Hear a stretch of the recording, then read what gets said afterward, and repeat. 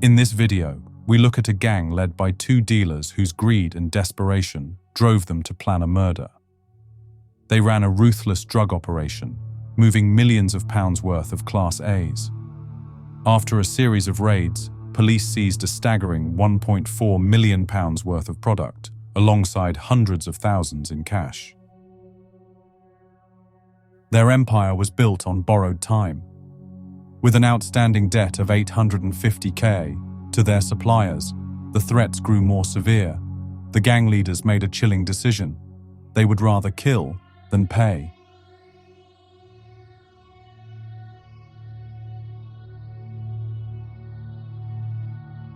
Leo Ellis, 24, and Jason Caswell, 41, weren't your ordinary drug dealers.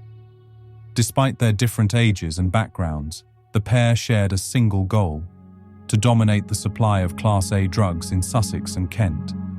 Together, they ran a tightly controlled operation, positioning themselves as mid-level suppliers in the lucrative world of coke and smack. Their gang consisted of 16 street-level dealers. At the top of the chain, Ellis and Caswell carefully distanced themselves from direct involvement in smaller sales. Instead, they focused on buying drugs in bulk from their supplier, dividing the product, and distributing it through their trusted network. Ellis handled Sussex, while Caswell controlled Kent. Both territories were run independently. Profits weren't shared, but the structure allowed them to scale their business while limiting their exposure. To stay ahead, Ellis and Caswell adopted tactics that kept them one step removed from the action. Cash was laundered through trusted associates, ensuring that large transactions couldn't be traced back to them.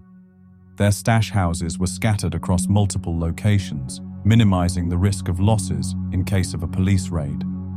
For years, this system worked. Police operations that targeted their network usually resulted in the arrest of low-level dealers carrying small amounts of drugs, barely a dent in the gang's overall operations.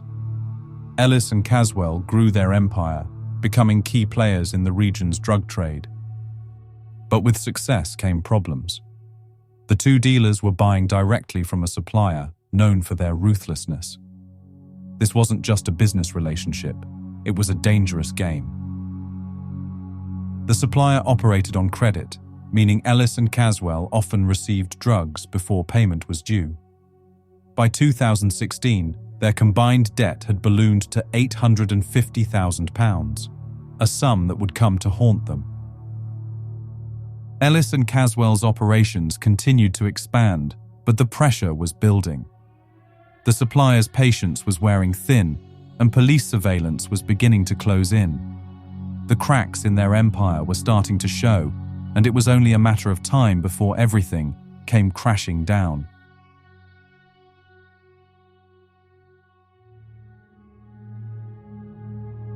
For years, they avoided direct involvement in street-level activities.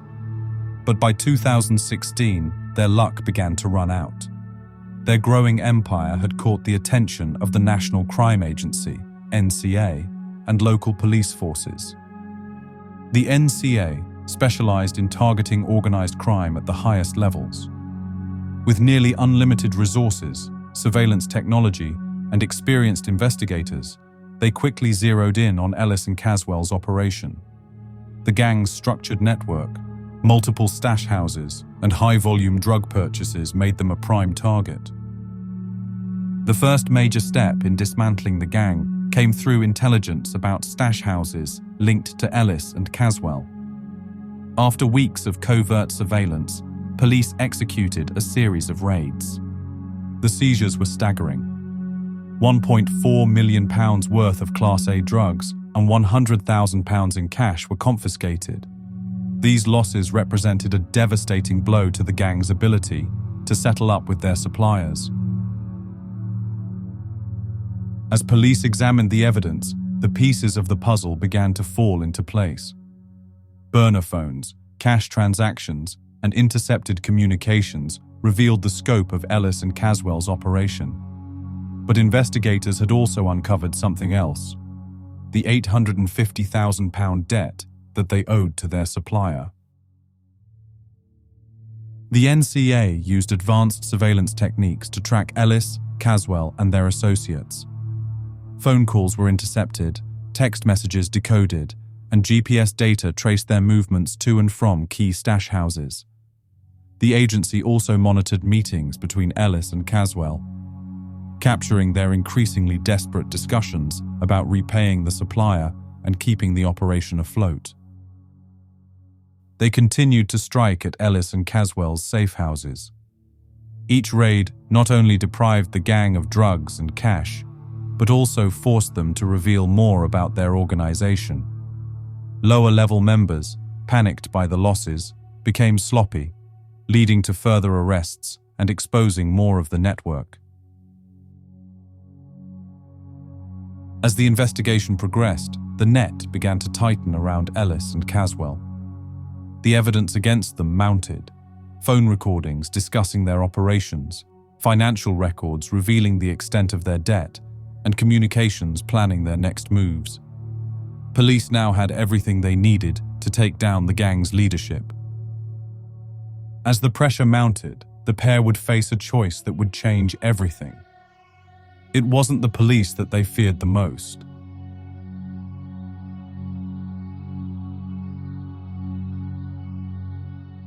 By 2016, Leo Ellis and Jason Caswell's once flourishing drug empire was beginning to falter. The combined losses of £1.4 million in product and £100,000 in cash during police raids had left the gang desperate. But the biggest threat wasn't the police, it was the £850,000 they owed to their supplier, a debt that had spiraled out of control. The supplier, known for their ruthlessness, operated on a credit-based system. Ellis and Caswell received bulk shipments, with the expectation that payment would follow once sales were made. For years, this arrangement worked smoothly, but the raids delivered a crippling blow. Almost overnight, their ability to repay the supplier was shattered, leaving their gang exposed to escalating threats.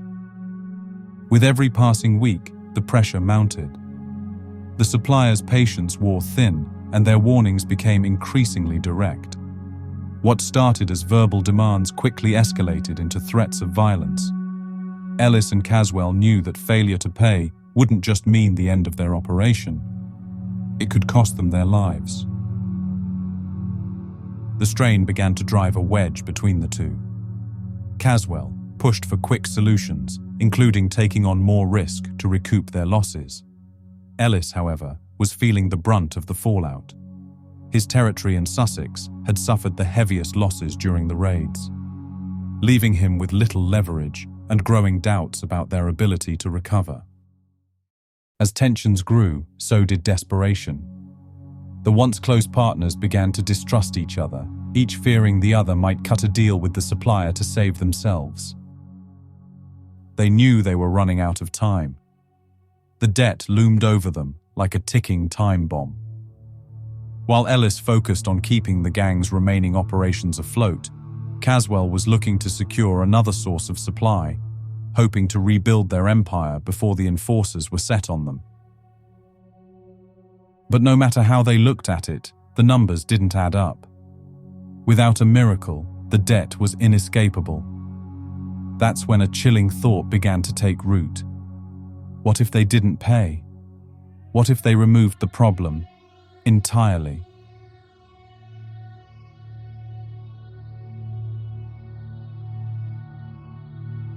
Faced with an unpayable debt and a supplier growing more threatening by the day, Leo Ellis and Jason Caswell made a chilling decision.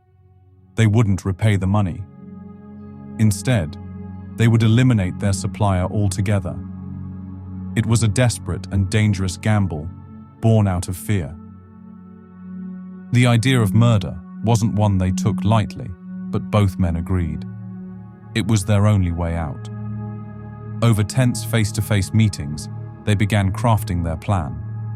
It wasn't enough to simply kill him. They had to ensure no trail led back to them. The pair decided they needed a professional, a hitman who wasn't connected to them. The first step was acquiring the necessary firepower. For this, they turned to Jamie Peter Winchester, a trusted associate from St. Leonard's. Winchester supplied them with a Tech-9 submachine gun. Surveillance footage captured Winchester cycling away from a drop-off point in Cinque Ports Way, Hastings, on March 17, 2016. He had a bag strapped to his back. Inside the bag was the Tech-9. On March 18, 2016, police made their move. 2 arrests were carried out in Hastings town centre. Officers conducted a hard stop on a car in Wellington Square. There, in the footwell of the vehicle, they found the Tech-9 submachine gun and its ammunition. The weapon was seized before it could be used.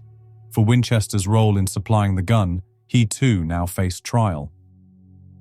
They knew that they couldn't carry out the murder themselves. They began reaching out to trusted associates, seeking someone willing to take on the job for the right price. Names were discussed, meetings arranged, and the groundwork laid for the assassination. All the while, they operated under the belief that this plan would restore their control over the drug trade and free them from having to pay back the debt. Caswell voiced concerns about the risks, but Ellis brushed them off, convinced the murder would solve all their problems. Together, they believed they had found the perfect way to reset their operation. What they didn't know was that their plan had already been exposed.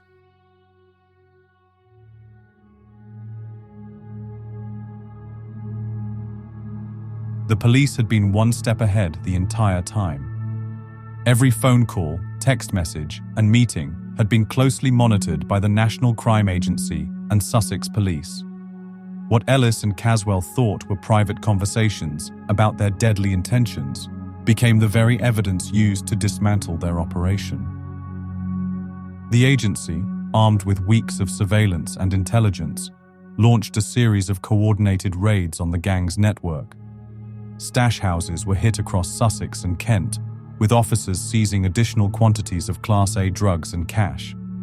These raids not only crippled the gang financially, but also revealed key details about their hierarchy and activities. But the real target was Ellis and Caswell. Raids were orchestrated with simultaneous arrests of the 2 gang leaders. They were caught completely off guard and taken into custody without incident. At the time, they were unaware of the mountain of evidence that had been gathered against them. The scale of the investigation became apparent as the agency presented its findings. Recorded phone calls captured Ellis and Caswell openly discussing their plans to kill their supplier. In one call, Ellis could be heard casually describing weapons options, including the Tech-9 submachine gun they had already sourced. "He's got silencers," Ellis boasted, confident in their ability to carry out the murder without attracting attention. Text messages provided even more damning evidence. In one exchange, Ellis and Caswell discussed hiring a hitman and debated the logistics of the attack. The final piece of the puzzle came from GPS data and surveillance footage, which tracked the pair as they met to finalize their plans. These meetings were held in person to avoid electronic monitoring, a move that ultimately proved futile. Police teams had the gang under constant observation, recording every movement and linking them to key locations tied to the plot.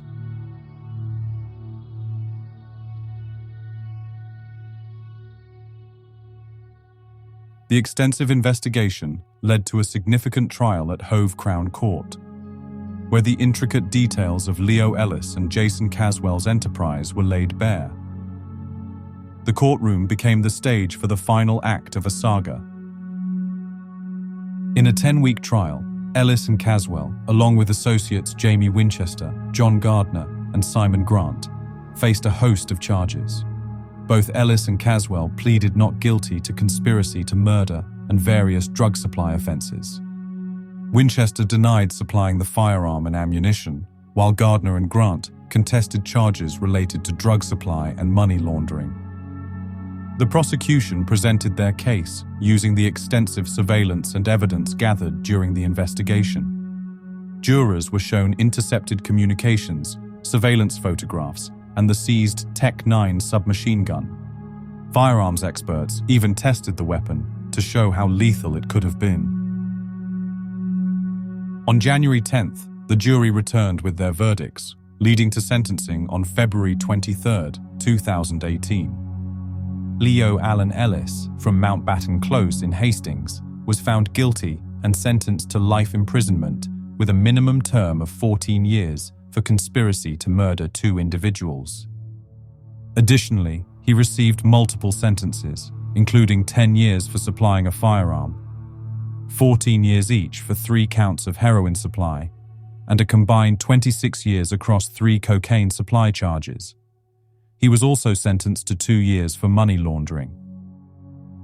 Jason Caswell, from Creedon Walk in London, was also found guilty and sentenced to life imprisonment with a minimum term of 14 years for conspiracy to murder. He further received 14 years and 16 years for 2 counts of conspiracy to supply cocaine and 3 years for money laundering. Jamie Winchester, from Sandy Close, St Leonards, was sentenced to 7 years for supplying the Tech-9 submachine gun and 3 years for possessing ammunition. In total, 16 people were convicted of offences relating to the case, with sentences ranging from money laundering to conspiracy to murder. With those sentences delivered, the trial was over, and Ellis and Caswell's fate was sealed. Now behind bars, with £850,000 still owed, their debt to the supplier remains unpaid and unresolved. But in this world, debts like that don't just disappear. For more raw and real crime stories, hit the like button and subscribe. Until the next episode, stay alert and stay safe.